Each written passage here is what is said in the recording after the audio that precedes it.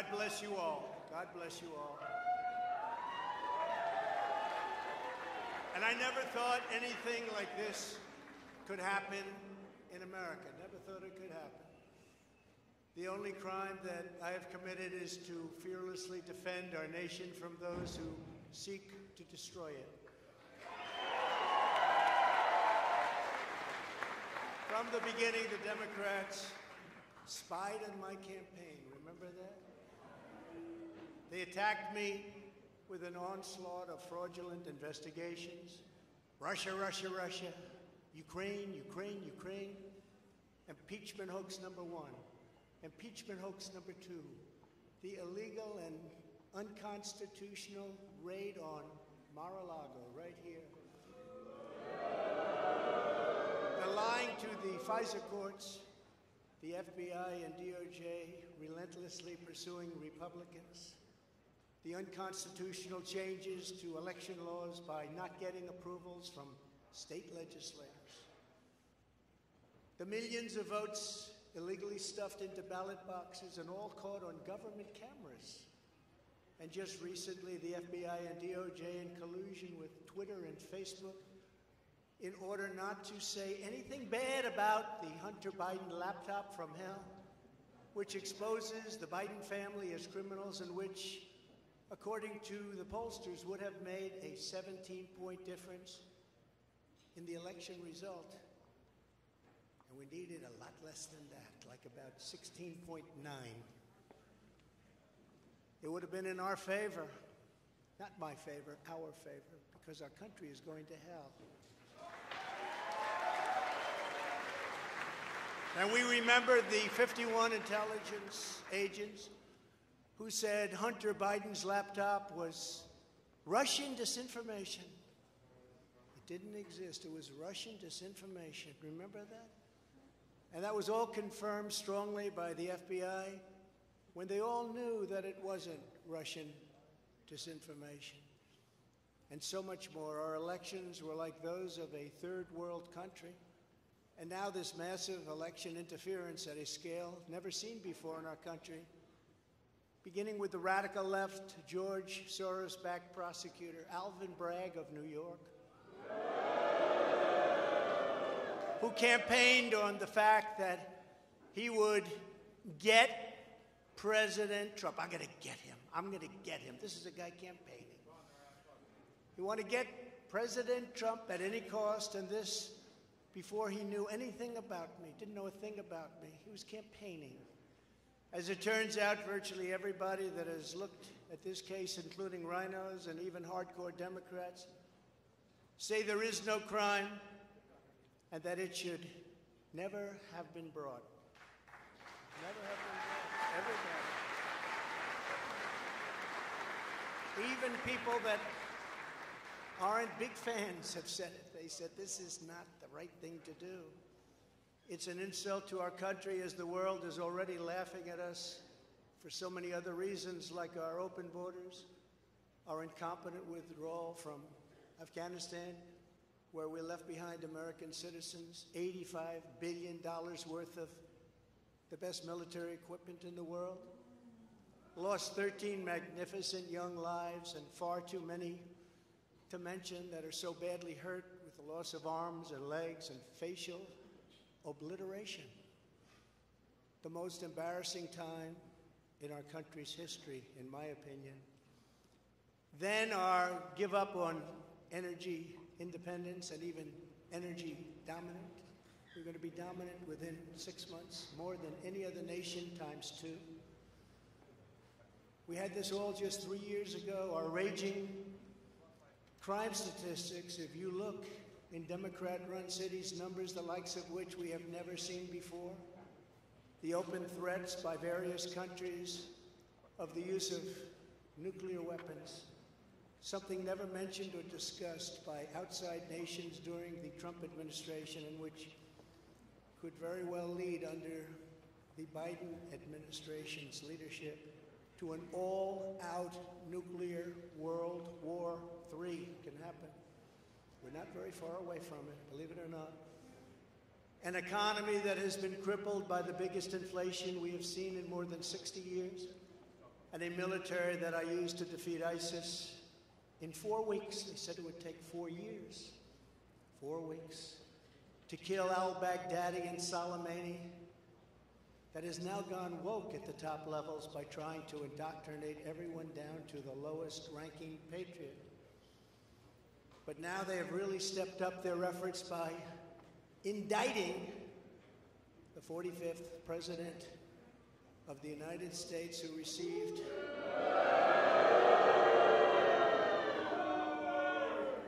75 million votes, which is more than any sitting president in the history of our country.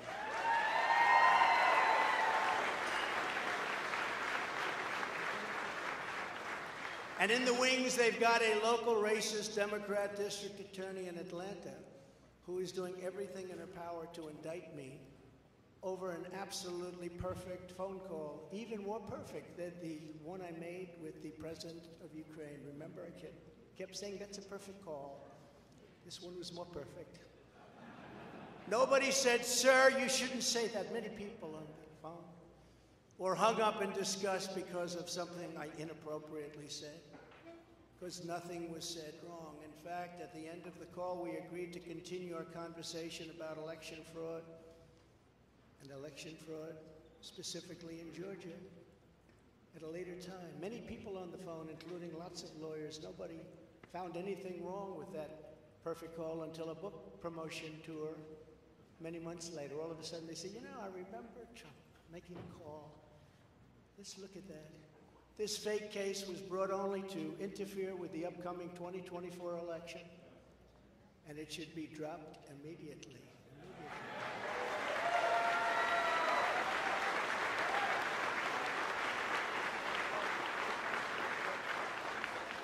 Then you have a radical left lunatic known as a bomb thrower who is harassing hundreds of my people day after day over the boxes hoax. You know, the boxes hoax, as we call it. Just so everyone knows, I come under what's known as the Presidential Records Act, which was designed and approved by Congress long ago just for this reason. Under the act, I'm supposed to negotiate with NARA, the National Archives and Records Administration, which as of this date is a radical left troublemaking organization that red flags the Constitution of the United States and the Bill of Rights as dangerous and triggering. Can you imagine? This is what we have to deal with.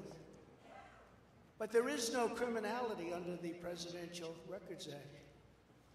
That is not what it's all about. We were negotiating in very good faith, proper way, in order to return some or all of the documents that I openly and in very plain sight brought with me to Mar-a-Lago from our beautiful White House, just as virtually every other president has done in the past. When FBI and DOJ officials with NARA were here, I told my lawyer to show them the very secure storage room in which they were locked. The FBI's sole request in writing was, could you please put another lock on the door? We immediately complied. It's a lot different than the Biden situation, isn't it? The next thing I know, we were raided by many gun-toting FBI agents who took whatever they wanted, including my passports and medical records. Everybody was in shock. Nobody had ever heard of such a raid before. Can't even believe it. Who would think that that could happen today? I immediately thought of the Fourth Amendment that protects against unreasonable search and seizure. But they did it anyway because our justice system has become lawless. They're using it now, in addition to everything else, to win elections. Apparently, they're not looking at me through the view of the non-criminal Presidential Records Act. They came up with a new one. This is a new one. And they're looking at me through the Espionage Act. Think of that. How does that sound? Of 1917, where the penalty is death. Even though that has absolutely nothing to do with openly taking boxes of documents and mostly clothing and other things to my home, which President Obama has done, the Bushes have done, Jimmy Carter's done, Ronald Reagan has done. Everybody's done. In fact, Hillary Clinton got rid of 33,000 emails, and that was okay.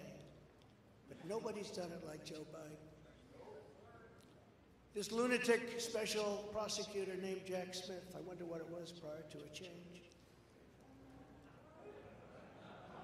who others of his ilk say he's even worse than they are, is only looking at Trump, yet Joe Biden took massive amounts more documents, even removed many boxes to Chinatown.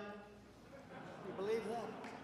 Just got $10 million from China. Where did that come from? I guess they were banking on Hunter's expertise, and had others stored in unsecured offices in Pennsylvania and strewn all over his garage floor, where his now very famous Corvette is also stored. All over the floor, including classified documents. But that's okay. Perhaps most importantly, he has 1,850 boxes in Delaware, which he is refusing to give up. But isn't that real obstruction? That's obstruction. As president, I have the right to declassify documents, and the process is automatic. If I take them with me, it's automatic, declassified. Biden was vice president. He had absolutely no right to declassify as vice president. He doesn't come under the non-criminal Presidential Records Act. He comes under the very criminal Federal Records Act, unfortunately for him, but it's not going to matter because they don't follow the law, which has very severe penalties. He had classified documents that he took while he was a senator, which is absolutely inexcusable. And other senators, including Democrats, are outraged. But he's not being harassed and hounded like the people who work for me are. In fact, they seem to have forgotten about his documents entirely. So many, thousands and thousands. It's okay with him. They like to say that I'm obstructing, which I'm not, because I was working with NARA very nicely until the raid on my home. But Biden is obstructing by making it impossible to get the 1,850 boxes or explain why many documents were located in Chinatown. Can't explain it. Why were they in Chinatown? I don't know. Lastly, I'm under investigation. This time a civil investigation by another racist in reverse, who also campaigned on, "I will get Trump. I will get him." This was her campaign. Never ran for office. "I will get him." Her name is Letitia James. And she proclaimed while campaigning, quote, "I look forward to going into the office of the Attorney General every single day, suing him, and then going home." Just before she knew me. She announced, "What is fueling my soul right now is Trump," and that she had her eyes on Trump Tower. Those eyes are focused on Trump Tower. Didn't know the young lady. She even assured her supporters in an election promise that we're going to definitely sue him. We're going to be a real pain in the ass. He's going to know my name personally.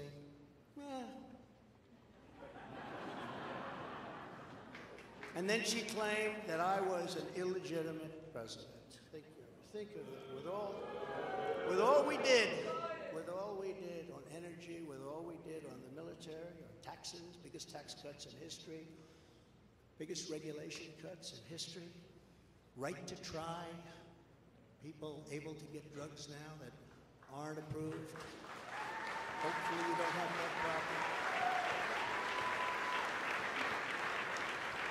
Letitia James vowed to use every area of the law to, quote, investigate President Trump and his business transactions. Those transactions are going to be investigated, she said. And that of her family and his family, because we're going after his family, and we're going after them hard. This is all before entering office and all before knowing anything at all about me, but she's going to get me. This is why, along with unrelenting crime, so many people and companies are leaving New York.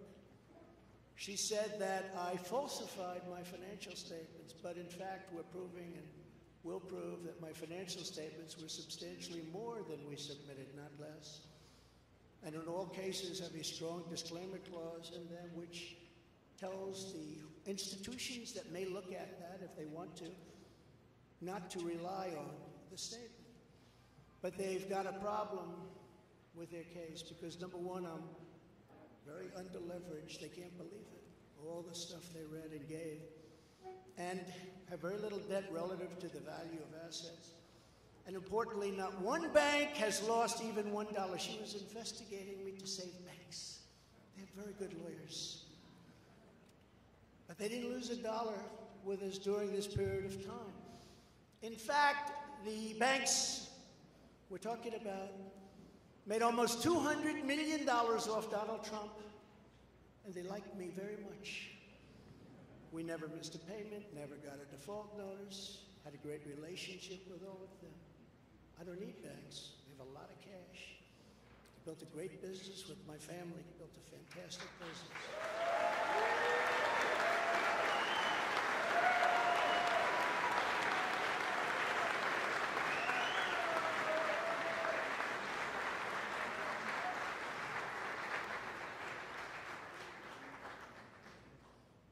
I have a son here who's done a great job, and I have another son here who's done a great job.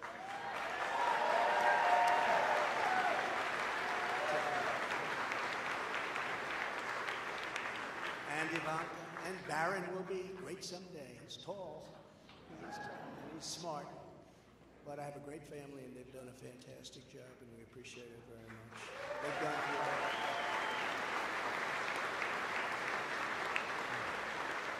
So she's suing me over banks that weren't defrauded, when she should be focused on violent crime that's driving people out of the state.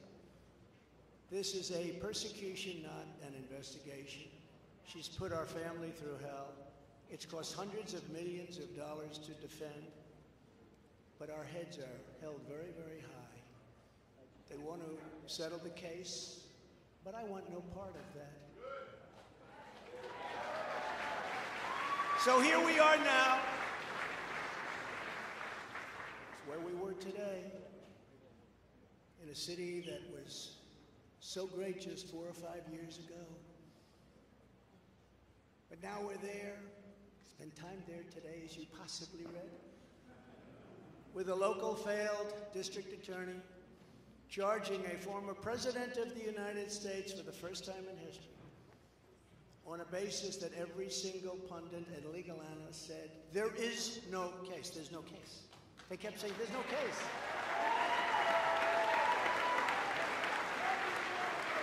Virtually everyone. But it's far worse than that, because he knew there was no case. That's why last week he delayed for a month and then immediately took that back and threw this ridiculous indictment together.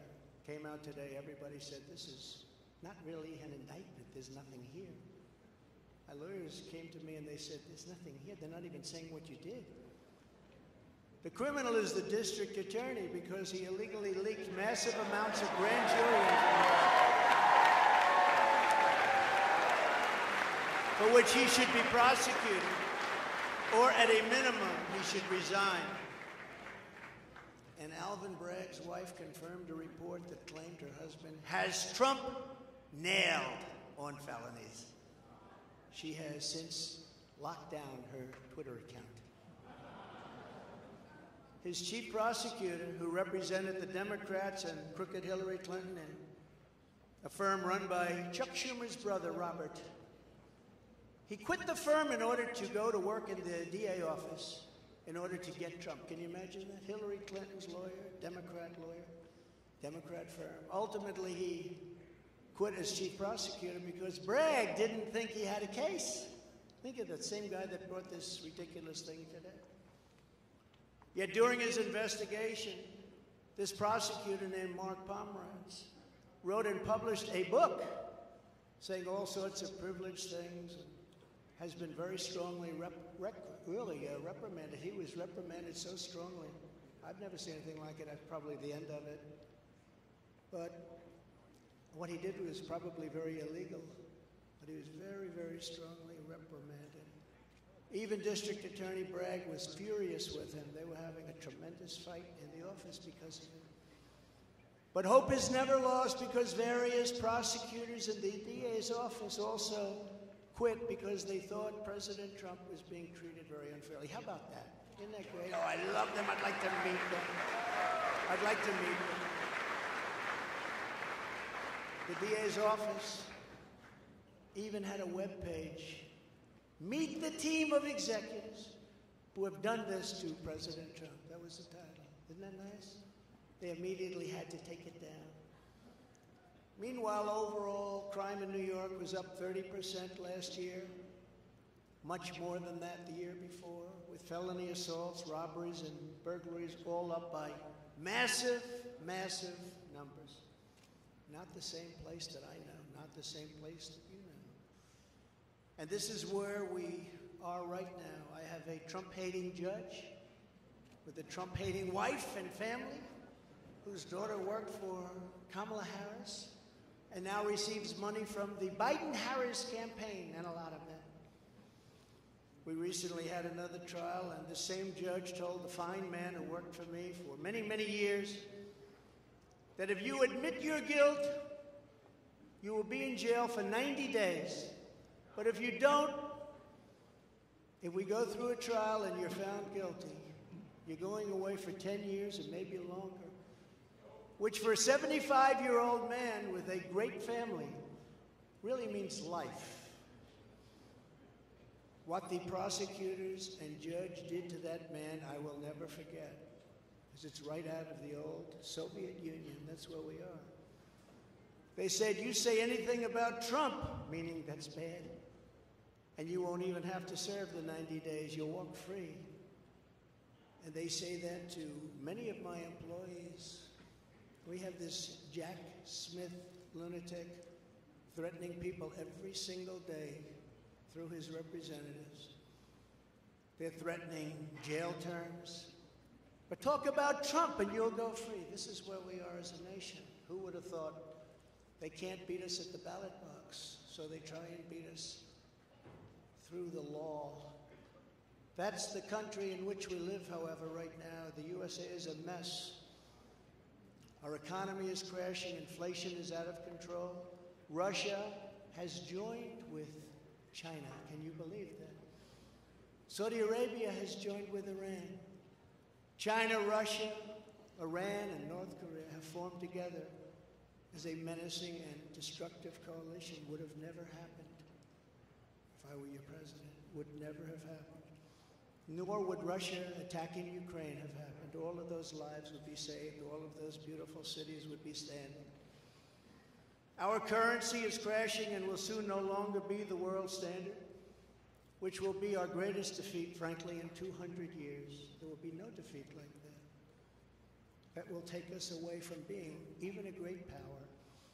If you took the 5 worst presidents in the history of the United States and added them up, they would not have done near the destruction to our country as Joe Biden and the Biden administration have done.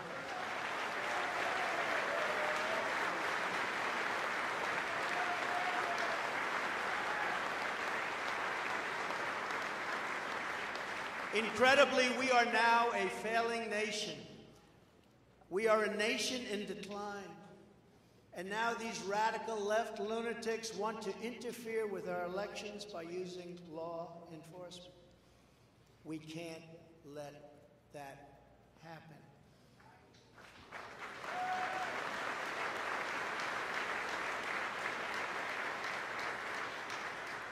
With all of this being said, and with a very dark cloud over our beloved country, I have no doubt, nevertheless, that we will make America great again. Thank you very much. God bless you. and God bless America. Thank you very much, everybody.